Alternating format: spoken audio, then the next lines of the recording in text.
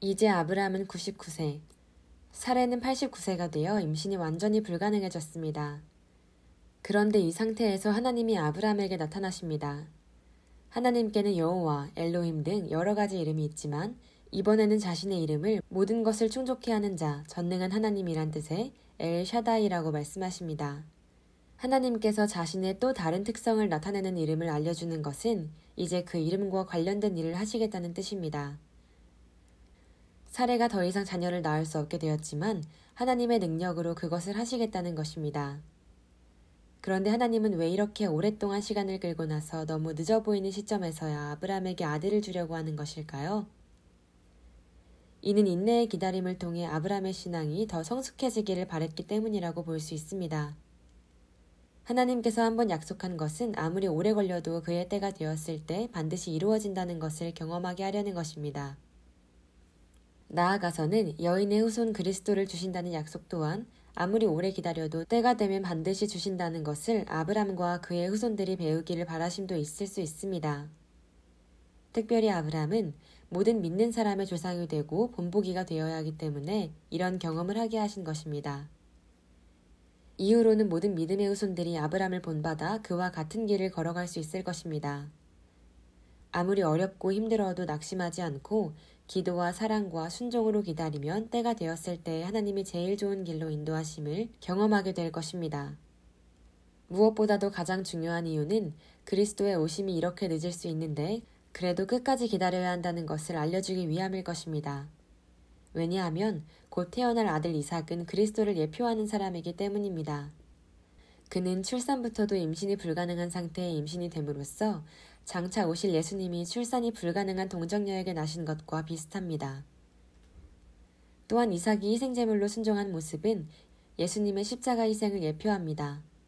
그의 온유한 삶의 모습 등도 예수님의 모습과 닮은 것입니다. 하나님께서 이삭을 낳는 과정에서 특별한 능력을 쓰신 것은 이와 같이 깊은 의미가 있다는 것을 추정하게 하는 것입니다. 그런데 하나님은 약속한 자녀를 주겠다는 말을 하기 전에 먼저 아브람에게 너는 내 앞에서 완전하게 행동하라는 말씀을 하십니다. 아브람이 하나님의 약속을 못 기다리고 첩을 통해 서자를 낳은 믿음 없는 행동을 책망하는 것입니다. 그런데 여기서 완전하라는 말씀은 부족한 인간으로서 전혀 흠이 없는 삶을 살라는 뜻은 아닐 것입니다. 이는 완전한 삶을 사는 것이 가능하지 않을지라도 그렇게 살려고 더 노력하라는 것이라 볼 수 있겠습니다. 특별히 앞으로는 하나님을 못 믿는 부족한 모습을 보이지 말라는 뜻일 것입니다. 아브람은 하나님 앞에 낮게 엎드려서 회개하는 모습을 보입니다. 하나님은 그의 사죄하는 마음을 받아들이시고 오늘 그에게 나타나신 목적인 축복의 말씀을 하십니다.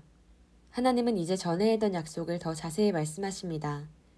전에는 땅의 모든 백성이 너로 인해서 복을 얻을 것이라. 너의 후손이 하늘의 별처럼 땅의 모래알처럼 많을 것이라 하였는데 이제 너는 여러 민족의 조상이 될 것이다 라고 축복의 범위를 넓혀주십니다. 또한 앞으로 너의 후손들에게도 대를 이어서 영원히 약속을 이행해 가겠다고 말씀하십니다. 하나님은 이제부터 아브라함의 이름도 높은 아버지라는 뜻의 아브라함으로 바꾸라 하십니다.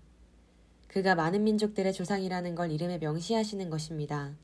이는 아브라함의 혈통들이 여러 나라를 세우게 될 것을 말하는데 결국 이스라엘뿐만 아니라 이스마엘의 후손들, 아브라함의 후처 그두라의 후손들, 에돔 족속 등 그의 후손들이 여러 민족과 나라를 이루게 됩니다. 여기서 영원이라는 단어를 사용한 것은 세상 끝날까지 그의 믿음의 후손들도 수없이 많아질 것을 말하는 것이라 볼 수 있습니다. 하나님은 언제나 육신의 후손보다는 영적인 후손에 중점을 두고 계시므로 그의 예언에는 언제나 영적 후손에 대한 내용이 들어있는 것입니다. 그런데 가나안 땅이 아브라함의 후손들에게 영원한 유산이 되게 하리라는 말씀은 조건부적인 약속이라 볼 수 있습니다.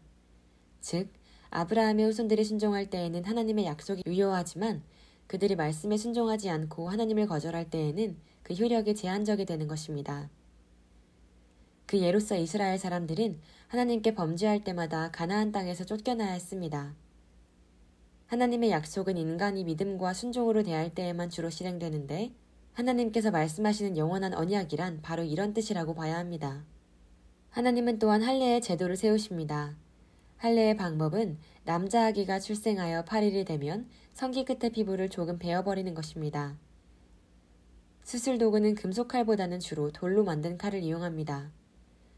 사람 몸에 표시를 남기는 방법은 인두 같은 것으로 흉터를 내거나 어느 부위를 잘라내는 방법이 있는데 잘라도 흉하지 않고 오히려 더 유익한 것은 이곳밖에 없습니다. 하나님께서 아담의 여유가 충분한 갈비뼈로 하와를 만드셨듯이 남자 아기에서 여분의 피부를 잘라내어 언약의 표시를 하게 하신 것입니다. 생후 8일에 할례를 하도록 지시하신 것은 신생아의 신경 발달이 느려서 아직은 통증을 거의 못 느낄 때이고 또한 이때가 신생아에서 출혈의 위험성이 가장 낮은 시기라서 그런 것도 있을 것입니다. 또한 남자 아기를 낳은 여인은 7일 동안 부정하므로 엄마가 외출이 가능한 8일째 되는 날은 할례일로 적당해 보입니다. 인간을 지으신 하나님이 정해주신 날은 모든 면에서 가장 적합한 날인 것입니다. 할례를 받는 것은 장차 오실 그리스도의 언약을 받아들이는 표시가 됩니다. 그러므로 하나님의 백성은 누구나 다 할례를 받아야 합니다.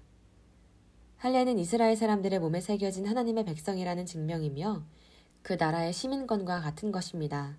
할례를 받은 사람들은 하나님과 언약한 표시가 몸에 늘 남아있어서 이것을 볼 때마다 하나님의 약속을 기억하고 여호와를 자신들의 하나님으로 인식하는 계기가 될 것입니다. 그럼 여자는 할례를 받지 않는데 어떻게 하나님의 백성의 표를 가질 수 있을까요? 신학자들은 여자들도 남자에게 속해 있기 때문에 그 의미를 함께 공유하는 것으로 봐야 한다 합니다.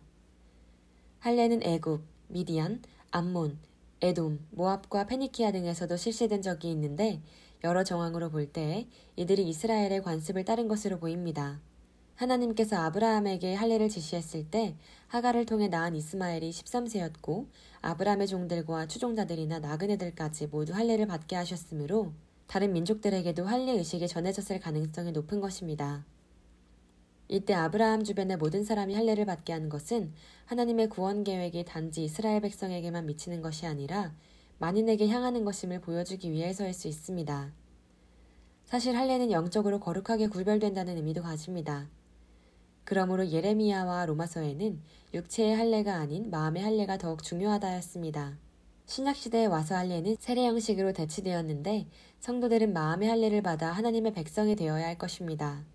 하나님은 이제 사례의 이름도 사라로 고쳐주십니다. 이는 사례가 여러 민족의 어머니가 될 것이라는 뜻인데 그녀 또한 육신적으로 영적으로 많은 사람들의 조상이 된다는 뜻입니다. 이는 사라가 곧 아기를 낳을 것을 말씀하시는 것입니다.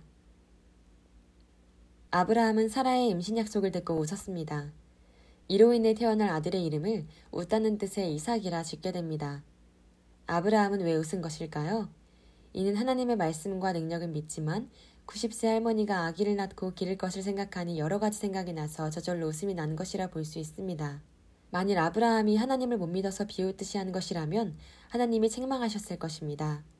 사라의 임신 약속에 대해서 아브라함은 하나님께 이스마엘이나 하나님 복을 받으며 살 수 있으면 좋겠습니다 하고 말합니다.